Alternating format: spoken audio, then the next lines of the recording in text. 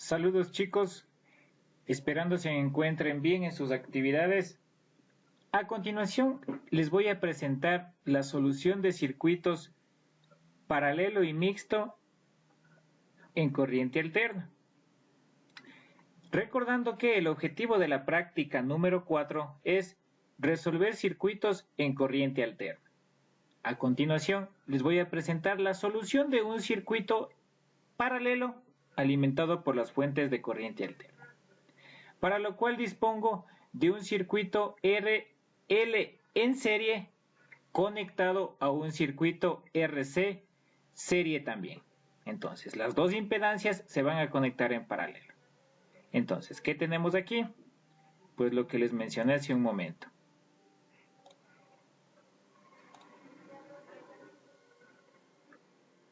Un circuito RL serie acompañado de un circuito RC serie.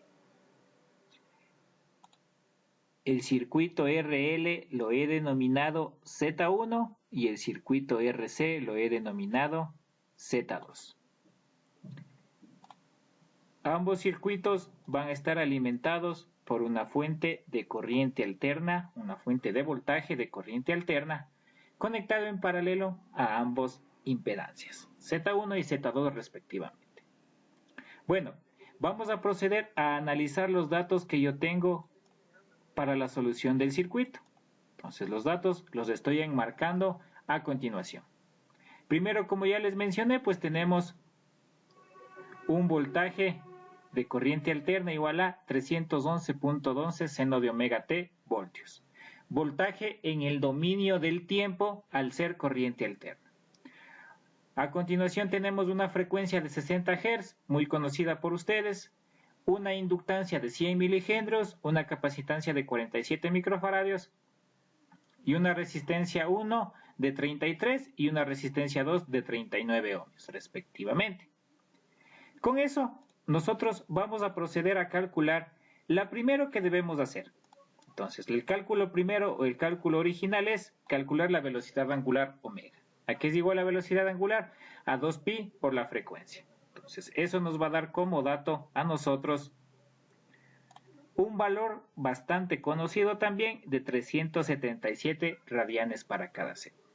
Entonces con eso a continuación, y por eso lo he puesto punto y coma, vamos a calcular el voltaje en el dominio del tiempo, pero ahora sí de una forma completa. ¿A qué es igual ese voltaje?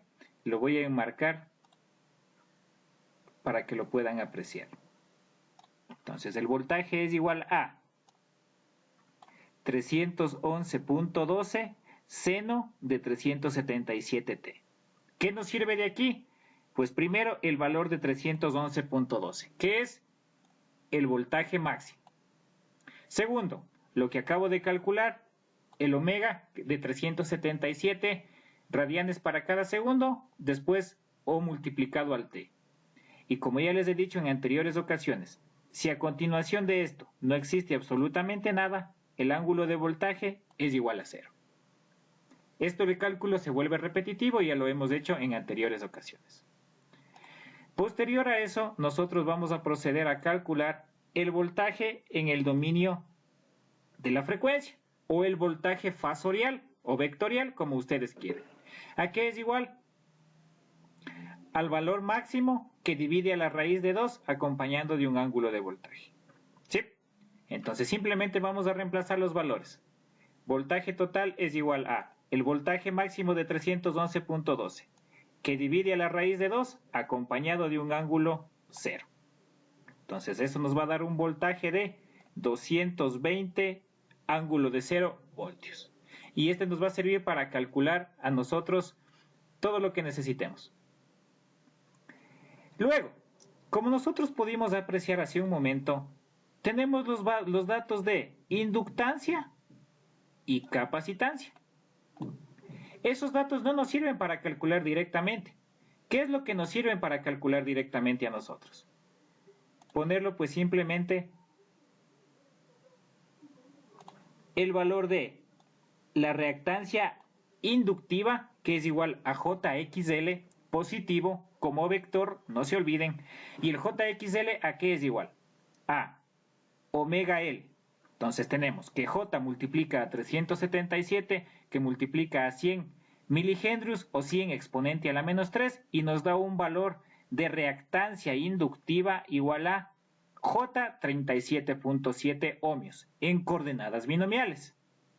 O, transformando directamente a coordenadas polares, J 37.7 ángulo de 90.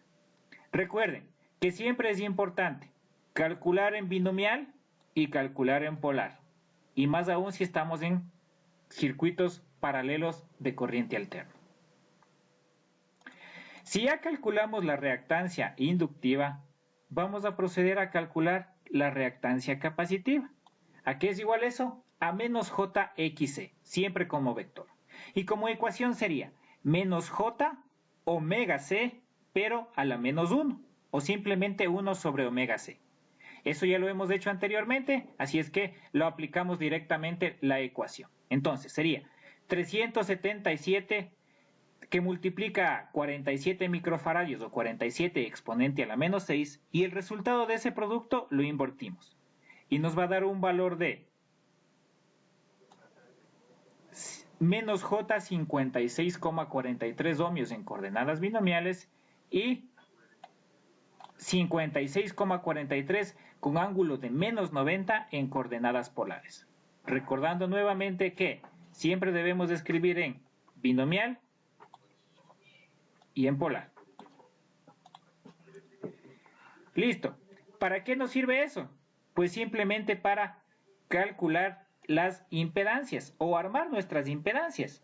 Entonces, ¿cómo armamos nuestras impedancias? Primero, ¿recuerdan hace un momento que nosotros pusimos Z1 y Z2? Pues esas Z son las que vamos a armar. Primero, Z1 que tiene la forma R más JXL, donde R es la resistencia 1 de 33 ohmios y JXL es la reactancia capacitiva indicadas con las flechas en color azul que calculamos anteriormente. Entonces, armamos 33 más J 37.7 en coordenada binomial o 50.1 con ángulo de 48.8 en coordenadas polares. Eso con respecto a la Z1. Ahora, vamos a armar la Z2. La Z2 tiene esta forma, R2 menos JXC, que es 39 menos J 56,43. 39 de la resistencia 2 y 56,43 menos J de la reactancia capacitiva en color morado. Y esto en coordenadas binomiales. En coordenadas polares pues hacemos la transformación respectiva y tenemos 68,59 con ángulo de menos 55,35. Entonces, eso sería nuestro punto de arranque, ahora sí, para la solución completa del ejercicio.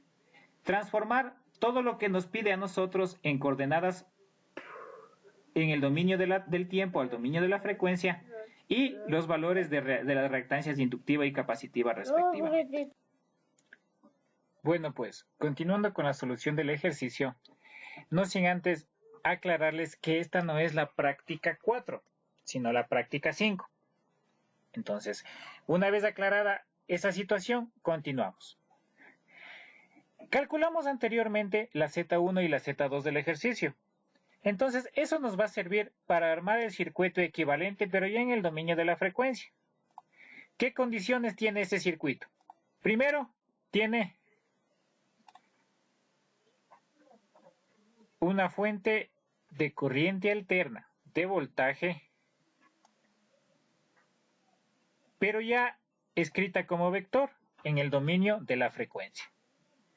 Va a tener también dos impedancias conectadas en paralelo, la Z1 como RL y la Z2 como RC, ambas circuitos serie, pero ya armados como impedancia, conectados en paralelo.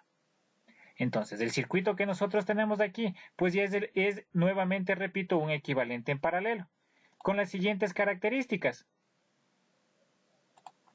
Miren, primero, una corriente total. Una corriente total que sale de la fuente que sale de la fuente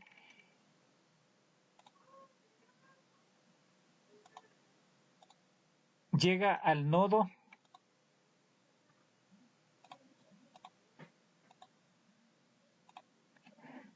llega a este nodo de aquí y se va a dividir en dos. La corriente 1 que se va por la impedancia número 1 y la corriente 2 que se va por la impedancia número 2. Llega a este nodo nuevamente y la corriente va a regresar a la fuente una vez sumadas las dos corrientes que se dividieron en las impedancias. Entonces, es un típico circuito en paralelo, con dos impedancias para este caso.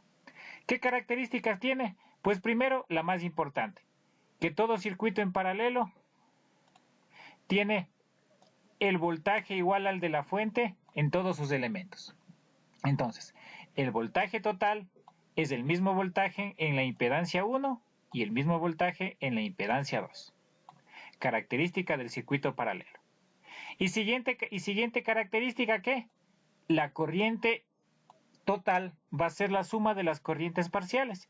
En este caso, la corriente 1 vectorialmente sumada a la corriente 2.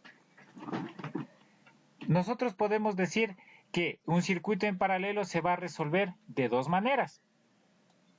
Entonces, vamos a explicarles en este momento la primera forma de resolver el circuito. Calculando primero la impedancia total. Entonces, vamos a utilizar la ecuación de la impedancia total. ¿Qué me dice? Z1 por Z2 es igual a Z1 más Z2. Es lo que estoy enmarcando en color rojo en este momento. En el denominador voy a utilizar la multiplicación de dos polares, porque se me es más fácil el cálculo.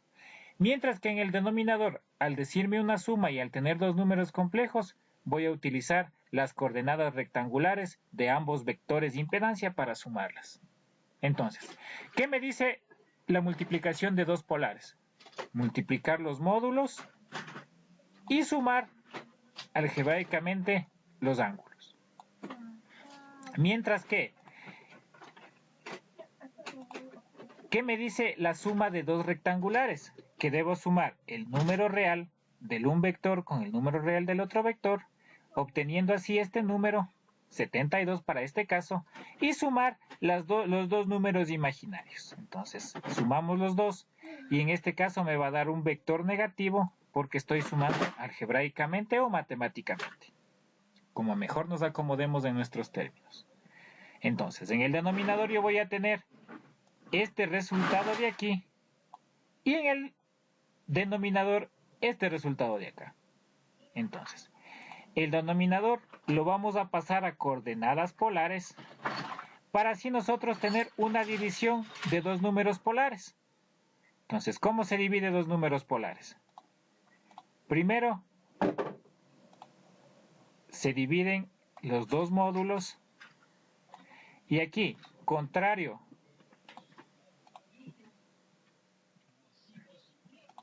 a lo que nosotros hicimos en la multiplicación, los ángulos se van a restar. Entonces, vamos a obtener el vector impedancia total aquí en coordenadas polares. Entonces, ¿qué características tiene? Entonces, la primera característica de esto es que voy a tener aquí el módulo de la impedancia total. Y acá, el ángulo de la impedancia total, que es el mismo ángulo φ y el mismo ángulo de la corriente, pero cambiado de signo. Este vector lo vamos a transformar a coordenadas polares, lo vamos a transformar a coordenadas binomiales y vamos a obtener tres resultados. El primero, un número real que me equivale a la resistencia total. Segundo, un número imaginario que es la reactancia total. Y tercero, lo voy a poner en otro color, el número o el signo más. ¿Qué significa el signo más? Que esto es un circuito RL serie con todas las características que nosotros conocemos del circuito RL serie. Entonces, esto sería el cálculo de la impedancia total por el primer método, para enseguida proceder a calcular la corriente total con los resultados obtenidos. No sin antes decirles que todo número polar debe ser transformado a binomial y todo número binomial debe ser transformado a polar. Estamos trabajando ya en corriente alterna y responde a esas dos condiciones.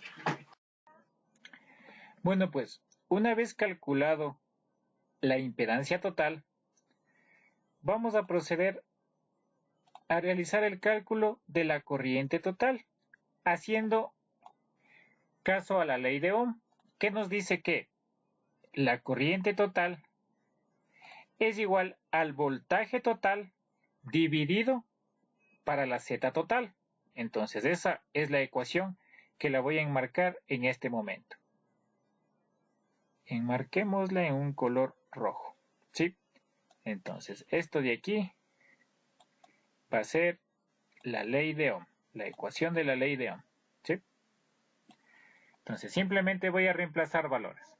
El voltaje total será 220 ángulo de 0 como vector y la Z total en coordenadas polares como vector también 46.10 ángulo de 8.03.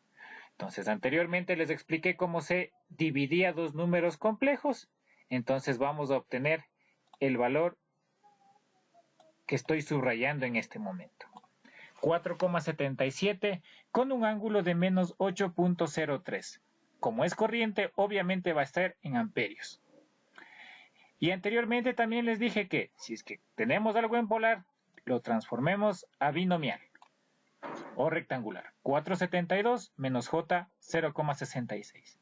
Eso es la corriente total, calculada a través de la impedancia total.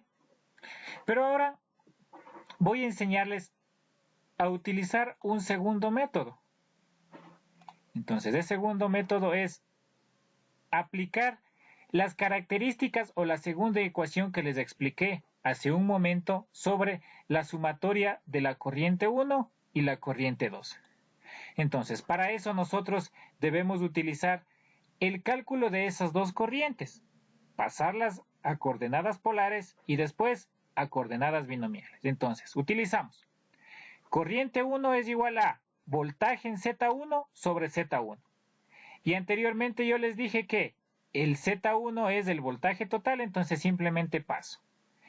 Y el Z1 es el que calculamos en un principio en coordenadas polares y obtenemos el valor descrito acá, 4,39, ángulo de menos 48.8 amperios. Descomponiendo en coordenadas binomiales o rectangulares, tengo 2,89 menos J 3.3 amperios. Y de la misma forma, utilizamos el cálculo de la corriente 2, pero ahora con Z2 que divide, voltaje en Z2 que divide a Z2.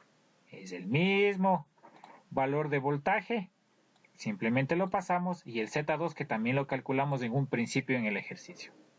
Entonces, obteniendo 3,20 ángulo de 55.35 y transformado a polar o binomial 1,81, 2 más J 2,63 amperios. Ahora, ¿qué nos decía la ecuación de la suma de corrientes? Que la corriente 1 más la corriente 2 me va a dar la corriente total. ¿Y cómo debemos sumar? Pues todo en coordenadas binomiales. Entonces, en coordenadas binomiales se suman los reales, obteniendo un valor de 4.7, y se suman también los imaginarios, menos J 3.3 más J 2.63.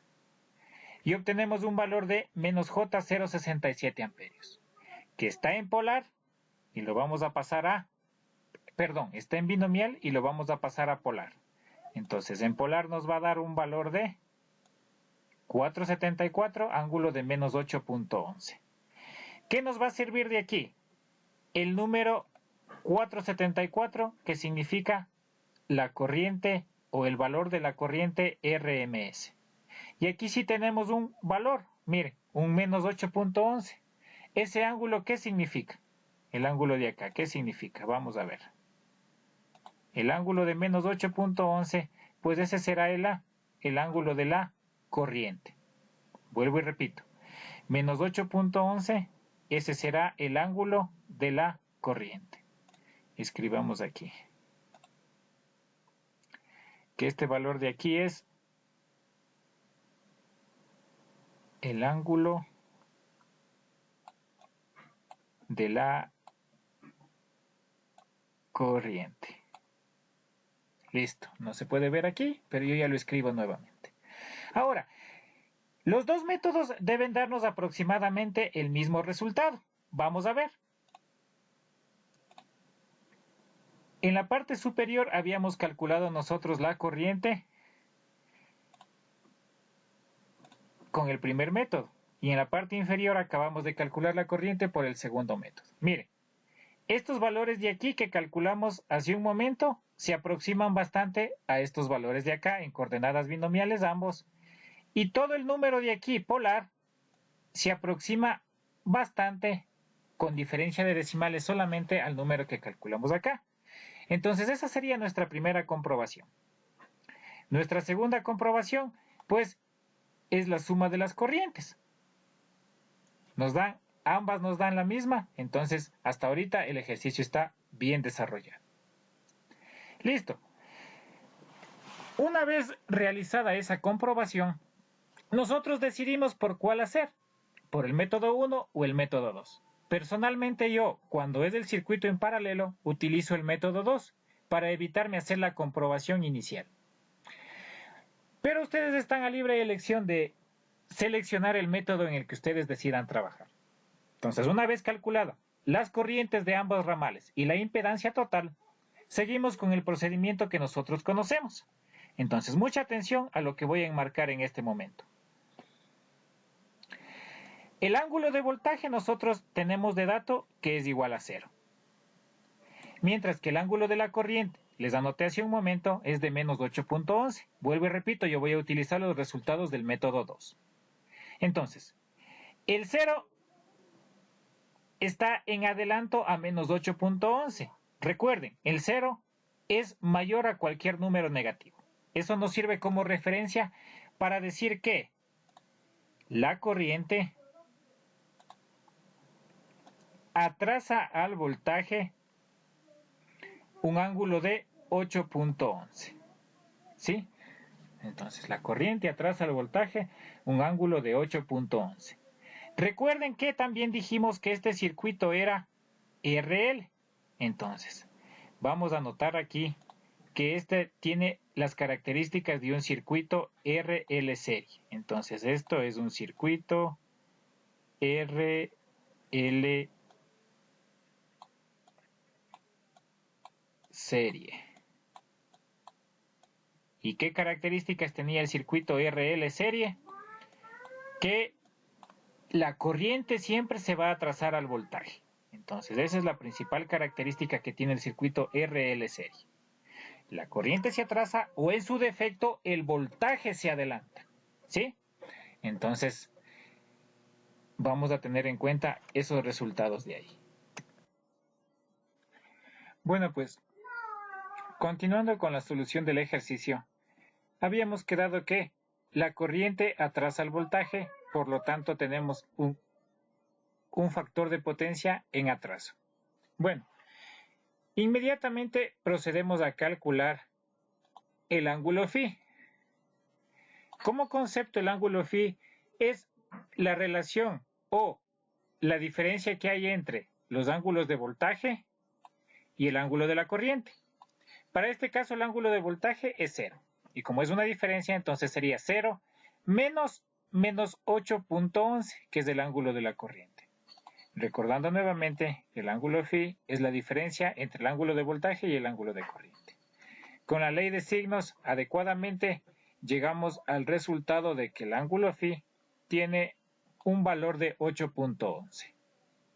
Bueno, entonces, si es que nosotros le aplicamos un coseno a ese ángulo phi, tenemos nosotros el factor de potencia. Entonces, el coseno de phi, o sea, el coseno de 8.11, me va a dar como resultado 0.98. Pero como es el factor de potencia y nosotros sabemos que la corriente se atrasa al voltaje, por acción de esto, inmediatamente decimos que el factor de potencia es 0.98 en atraso. Corriente que atrasa al voltaje. Característica de los circuitos RL serie, que es lo que revisamos anteriormente. Y luego, ahora sí procedemos a calcular la Z total. Recuerden que antes nosotros habíamos calculado ya la corriente total. Igual, por ley de Ohm sabemos que Z total es igual a voltaje total sobre corriente total. En este caso, vectorial las dos cantidades. Dividiendo los dos vectores en coordenadas polares, tenemos el resultado de 46,41 con ángulo de 8.11. ¿Y de aquí qué nos importa?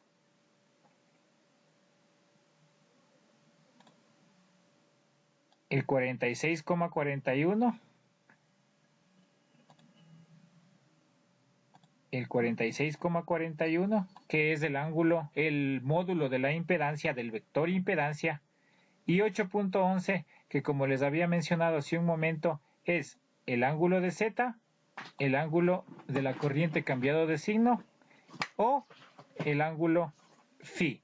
Miren, 8.11 el ángulo phi, 8.11 el ángulo de la corriente.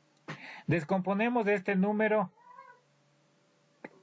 polar en rectangular y tenemos la resistencia total, que es la cantidad de real, y la cantidad imaginaria positiva de 654.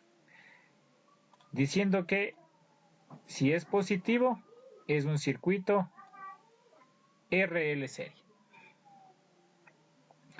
Y aquí se acabaría de calcular todo lo referido a la parte del dominio de la frecuencia. Entonces, si ya tenemos todo lo calculado en el dominio de la frecuencia, ahora vamos a calcular la corriente, pero en el dominio del tiempo. Entonces, la corriente en el dominio del tiempo. ¿Cómo se representa? Pues simplemente con la letra minúscula, pero entre paréntesis t. ¿A qué es igual? A la corriente máxima, seno de omega t y el ángulo de la corriente. Anteriormente habíamos sacado nosotros un valor RMS de 474, por raíz de 2 tenemos la corriente máxima. La misma velocidad angular y el ángulo de la corriente, que para este caso está en atraso, por eso es de menos 8.11. Resolviendo todos estos cálculos, tenemos como resultado la corriente en el dominio del tiempo. Y ahí sí se concluiría todo lo relacionado a los cálculos. Una vez terminado de calcular, vamos a la parte gráfica del ejercicio. El primer gráfico que vamos a realizar es el triángulo de las impedancias. Recordando que los valores que yo obtuve van a ser los de la última impedancia que calculé, es decir, con el segundo método. Entonces, el triángulo de las impedancias, recordándoles también, es un diagrama fasorial, pero donde solamente vamos a graficar todo lo correspondiente a los vectores que arman la impedancia, que la conforman. Entonces, ¿cuáles son? Primero, la resistencia. La resistencia es el valor numérico de la parte real del número complejo. Entonces, como es real, siempre va a ser positiva, se va a localizar en la parte horizontal del diagrama. Entonces, tenemos nuestro origen y es la parte horizontal, el vector resistencia, 45.94. Como es un circuito RL, la reactancia va a ser positiva. Entonces, esa reactancia la voy a localizar positiva vertical. Entonces, el siguiente vector va a ser vertical con una reactancia de una reactancia positiva de 6.54. Entonces tengo aquí la reactancia de 6.54. Y del inicio del diagrama al final del diagrama voy a obtener yo el módulo de la impedancia total, o sea, 46,41. Entonces tengo ahí el diagrama fasorial de 46,41. Entonces, ¿qué representa ese diagrama fasorial? Todos los componentes del vector. Entonces, ¿qué me está haciendo falta? El ángulo que forma ese triángulo rectángulo de ahí. Entonces, ese ángulo lo voy a representar de esta forma. Entonces, tengo aquí un ángulo phi de 8.11. Entonces, ese es el ángulo phi interno. Entonces, ¿qué tenemos? Un módulo z total de 46,41. Ya el ángulo phi de 8.11 y un triángulo rectángulo.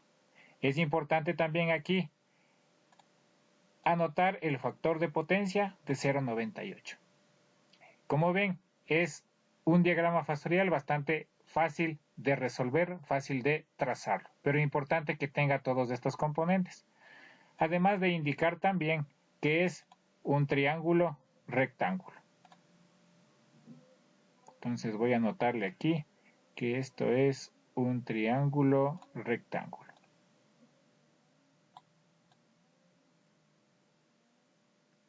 Ya, es importante también anotar que son flechas, ¿no?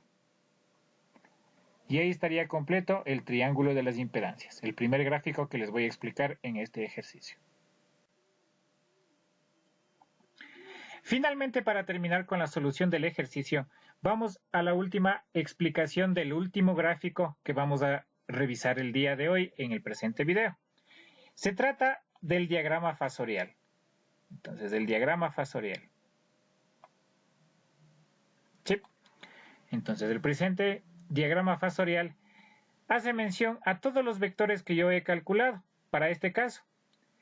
Aquí tengo la facilidad de que los vectores ya están dados. Entonces, miren, tengo el vector voltaje total dado inicialmente, calculado el vector corriente total, y si hice por el segundo método, directamente me va a salir la corriente 1 de la impedancia 1 y la corriente 2 de la impedancia 2. Al ser un circuito paralelo con dos impedancias conectadas, tengo 4 vectores, 3 corrientes y un voltaje. Entonces lo podemos verificar nosotros en el circuito equivalente dibujado anteriormente. Entonces voy a dibujar el primer vector, el vector voltaje total. Ángulo de 0, entonces tengo aquí, este va a ser el vector voltaje total, 220 ángulo de 0. El siguiente vector que voy a graficar, entonces voy a indicar que este ya está dibujado, voy a subrayarlo. Este vector ya está dibujado, entonces voy a graficar el siguiente vector, el vector I1. Entonces el vector I1 me dice que es 4,39 ángulo de menos 48.8. Entonces el vector I1 va a ser 4,39 ángulo de menos 48.8. Listo, entonces lo voy a indicar que ya está dibujado. Voy a subrayarlo como dibujado. Entonces el siguiente vector que voy a dibujar va a ser el vector I2. Entonces me dice que es 3.20 ángulo de 55,35. Entonces más o menos a escala me da por aquí. Tengo el vector 2, 3.20 ángulo de 55,35 amperios. ¿Y qué me decía la suma vectorial? Que el vector 1 más el vector 2 me va a dar el vector corriente total. Entonces voy a indicar que grafiqué el vector corriente 2. Listo. Y finalmente voy a graficar al último el vector corriente total, que va a ser dibujado en color azul. Entonces sale la suma de los dos vectores, un vector corriente total, que es 4,74, ángulo de menos 8,11. Estarían graficados todos los vectores. ¿Qué me hace falta? Poner los ángulos. Miren, este es de 55,35. Este ángulo de acá es de menos 48,8. Y el vector final de corriente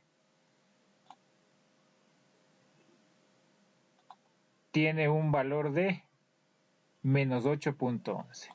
¿Qué es importante? El factor de potencia, señalarlo, de 0,98 en atraso. Entonces voy a señalar el factor de potencia en atraso. Entonces les queda como tarea a ustedes completar el último diagrama, el último dibujo. ¿Cuál es el último dibujo? El de las formas de onda. Entonces, por favor, pasen esto al cuaderno y a continuación van a poner las formas de onda. Y eso sería todo de este video tutorial. Espero cualquier duda o inquietud me la hagan saber mediante algún foro o chat. Muchas gracias por su atención. Esperen el siguiente material para el desarrollo del módulo formativo de Electrotecnia. Saludos chicos, que les vaya súper bien en su proceso de aprendizaje virtual.